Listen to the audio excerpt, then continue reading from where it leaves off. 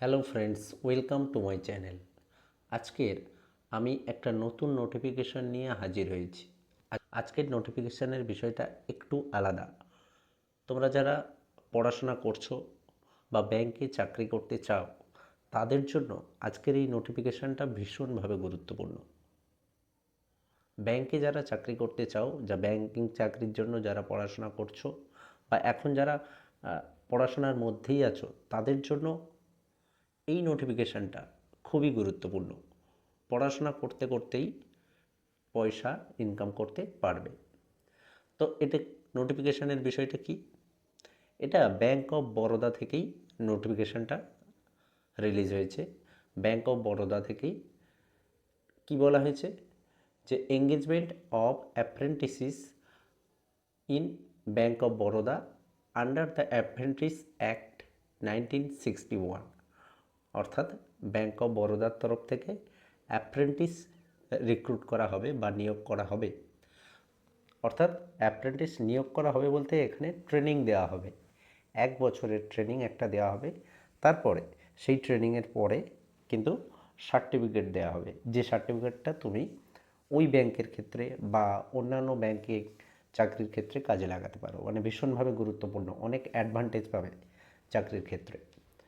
এবং এই ট্রেনিং পিরিয়ডেও কিন্তু একটা ভালো টাকা স্যালারি পাবে, অর্থাৎ পড়তে পড়তে একটা ভালো টাকা ইনকাম করতে পারবে। তো এবার আসি নোটিফিকেশানটার ডিটেল কি বলা হয়েছে সেখানে। এখানে বলা হয়েছে online registration of application start on 19/2/2025। অর্থাৎ ফেব্রুয়ারি মাসের 19 তারিখে কিন্তু অ্যাপ্লিকেশান শুরু হয়ে গেছে, অর্থাৎ অ্যাপ্লিকেশান এখন চলছে। Last date of submission of application 11/3/2025। 11/3/2025-এর মধ্যে কি এই অ্যাপ্লাইটা করতে হবে, অর্থাৎ লাস্ট ডেট হচ্ছে মার্চ মাসের 11 তারিখে। এবার এখানে ইম্পর্টেন্ট টু নোট, অর্থাৎ এখানে বেশ কিছু বিষয় বলা হয়েছে, যেগুলো গুরুত্বপূর্ণ বিষয় জানা, সেগুলো হচ্ছে এর যে পিডিএফ সেটা কিন্তু আমার টেলিগ্রাম গ্রুপে দেওয়া থাকবে, সেখান থেকে তোমরা ডিটেলসে পড়ে দেখে নিতে পারো। তো এখানে এলিজিবিলিটি ক্রাইটেরিয়া কী আছে না, এখানে বলা হয়েছে মিনিমাম এজ হতে হবে 20 ইয়ার্স, ম্যাক্সিমাম 28 ইয়ার্স, অর্থাৎ 20 থেকে 28 বছরের মধ্যে বয়স হতে হবে। তারপর কি বলেছে, educational qualification graduation degree in any discipline from recognised university or any equivalent qualification recognised by the central government. অর্থাৎ গ্র্যাজুয়েশন ডিগ্রি থাকলেই কিন্তু হবে। গ্র্যাজুয়েশন ডিগ্রি থাকলেই বা তার সমতুল্য যে কোনো ডিগ্রি থাকলেই কিন্তু হবে। তারপর কি বলেছে, কত দিনের জন্য ডিউরেশন অফ ট্রেনিং, অর্থাৎ এই যে ট্রেনিং, অর্থাৎ অ্যাপ্রেন্টিস বলতে এখানে কিছু সংখ্যক ছেলেমেয়েকে ট্রেনিং দেওয়া হবে।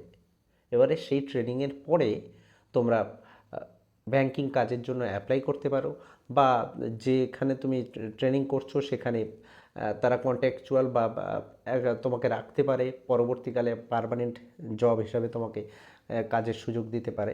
বা তুমি যদি অন্য ব্যাংকেও চাকরি করতে চাও, এই সার্টিফিকেট মানে এই 12 মাসের যে ট্রেনিংটা করছো, সেই ট্রেনিং করার পরে তুমি যে সার্টিফিকেট পাবে, সেই সার্টিফিকেট নিয়ে অন্যান্য ব্যাংকেও তুমি অ্যাপ্লাই করতে পারো। তো এখানে ডিউরেশন কত ট্রেনিংয়ের, 12 month of on the job training, অর্থাৎ তোমাকে কাজের সঙ্গে সঙ্গে মানে ট্রেনিংয়ের সঙ্গে সঙ্গেও বিভিন্ন ধরনের কাজ একসঙ্গে করানো হবে। অর্থাৎ ট্রেনিংটা হচ্ছে ওই ব্যাংকিং কাজ সম্পর্কিত ট্রেনিং তোমাকে দেওয়া হবে। তারপর কি বলছে, এখানে স্টেট ওয়াইজ কিন্তু তুমি অ্যাপ্লাই করতে পারো বা তুমি কাজের সুযোগ পাবে। মানে তুমি যেখানে কাজ করবে, তুমি তোমার স্টেট, অর্থাৎ এখানে স্টেট ওয়াইজ ভ্যাকান্সি দেওয়া আছে। প্রত্যেকটা স্টেটে টোটাল ভ্যাকান্সি হচ্ছে 4000। তো সেই 4000 ভ্যাকান্সিতে প্রত্যেকটা স্টেটে কত ভ্যাকান্সি আছে এবং প্রত্যেকটা স্টেটের যে ডিস্ট্রিক্ট, সেই ডিস্ট্রিক্টে কত ভ্যাকান্সি আছে, তুমি তোমার ডিস্ট্রিক্টে অ্যাপ্লাই করতে পারো যদি ভ্যাকান্সি থাকে। যদি ভ্যাকান্সি থাকে তুমি তোমার ডিস্ট্রিক্টে, তুমি তোমার স্টেটের ডিস্ট্রিক্টে কিন্তু তুমি অ্যাপ্লাই করতে পারো। আর যদি তুমি তোমার স্টেট বা ডিস্ট্রিক্টে যদি অ্যাপ্লাই না করার সুযোগ থাকে, তাহলে তুমি অন্য জায়গায় তুমি অ্যাপ্লাই করতে পারো, অন্য ডিস্ট্রিক্ট বা অন্য স্টেটে তুমি অ্যাপ্লাই করতে পারো। তারপর কি বলা হয়েছে, তবে এখানে একটা বিষয় বলা হয়েছে যে তোমার আধার কার্ডে অর্থাৎ তোমার রেসিডেন্ট যে অ্যাড্রেস, সেই অ্যাড্রেসের যে স্টেট বা যে ডিস্ট্রিক্ট বলা হয়েছে সেই ডিস্ট্রিক্টে তোমাকে আগে সুযোগ দেওয়া হবে। যদি ওই ডিস্ট্রিক্টে ফাঁকা না থাকে, কোনো সিট না থাকে, তাহলে তুমি অন্য ডিস্ট্রিক্টে সুযোগ পেতে পারো। তারপরে এখানে ডিটেলস পড়লে বোঝা যাবে। তারপরে কি বলা হয়েছে যে এখানে দেখো তোমাদের ডিস্ট্রিক্ট ওয়াইজ অর্থাৎ প্রত্যেকটা স্টেটে ডিস্ট্রিক্ট ওয়াইজ কত ভ্যাকান্সি সেটাও কিন্তু এখানে দিয়ে দেওয়া হয়েছে। পুরো নোটিফিকেশানটা একেবারে ডিটেলসে সমস্ত কিছু আছে। তারপরে এখানে কি বলছে, এজ রিল্যাক্সেশন, এই যে 20 থেকে 28 বছর বয়সের মধ্যে বয়স হতে হবে, এখানে কিন্তু যে ছাড় সেটা কিন্তু পাবে যারা এসসি এসটি তাদের জন্য 5 বছর, এবং যারা ওবিসি তারা কিন্তু 3 বছরের যে ছাড় সেটা কিন্তু তারা পাবে। তারপরে পিডব্লিউডি ক্ষেত্রে হচ্ছে 10 বছর, 13 বছর, 15 বছর, অর্থাৎ PWD EWS category unreserved EWS 10 বছর, পিডব্লিউডি ওবিসি ক্যাটাগরির জন্য 13 বছর, এবং পিডব্লিউডি এসসি এসটি ক্যান্ডিডেট হলে সেটা 15 বছরের ছাড় পাবে। তারপর এখানে কি বলা হয়েছে, তারপর বলা হয়েছে যে কি কি ডকুমেন্টস এখানে লাগবে। দেখো এখানে 10টা ডকুমেন্টস তোমাকে কিন্তু আপলোড করতে হবে ফর্ম ফিল আপের সময়। কি কি? 1 নম্বর ডকুমেন্টস হচ্ছে colour scan copy Aadhaar card front and back page, অর্থাৎ কালার স্ক্যান কপি দিতে হবে আধার কার্ডের ফ্রন্ট এবং ব্যাক পেজ। তারপরে colour scan copy of pan card, pan কার্ডের কালার স্ক্যান দিতে হবে। তারপরে ভ্যালিড প্রফেশনাল ইমেল আইডি দিতে হবে, personal email ID, valid personal email ID, mobile number, তারপরে পাসপোর্ট সাইজ ফটো, এবং তারপর কি আছে colour scan copy of 10 marksheet, class 10-এর মার্কশিট, ক্লাস 12-এর মার্কশিট, এবং আরেকটা কি colour scan copy of degree marksheet বা প্রভিশনাল সার্টিফিকেট, অর্থাৎ যাদের মার্কশিট এখনও বেরোয়নি, এই মার্কশিট বলছি পাস সার্টিফিকেট এখনও বেরোয়নি, বা মার্কশিট পরীক্ষা দিয়েছো অথচ মার্কশিট এখনও হাতে আসেনি, তাহলে তারা কিন্তু প্রভিশনাল সার্টিফিকেট দিতে পারো। তারপরে কি আছে colour scan copy of savings bank passbook অথবা চেক, অর্থাৎ একটা কালার চেকের ছবি অথবা পাসবুকের ছবি। তারপরে colour scan copy of signature of the candidate, সিগনেচারের একটা ছবি লাগবে। এখানে কত সাইজ সেখানে কিন্তু সব বলা হয়েছে। এখানে বলা হয়েছে আধার কার্ড প্যান কার্ডের জন্য 1 MBর ভেতরে হতে হবে। তারপর হচ্ছে তোমার কি বলা হয়েছে এখানে প্রত্যেকটা কিন্তু কোনটা পিডিএফ কোনটা জেপিজি ফরম্যাট প্রত্যেকটা কিন্তু দিয়ে দেওয়া হয়েছে।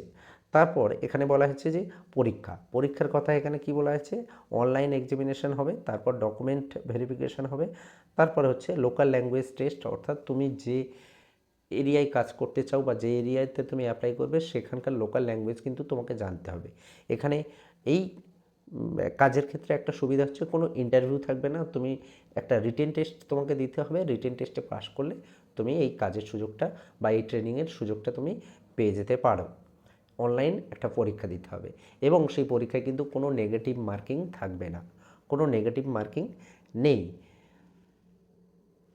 এখানে দেখো এখানে বলা হচ্ছে there will be no negative marks for wrong answer in the objective test, অর্থাৎ যে রিটেন যে অবজেক্টিভ টাইপ যে পরীক্ষা দিতে হবে সেখানে কিন্তু কোনো নেগেটিভ মার্কিং থাকবে না।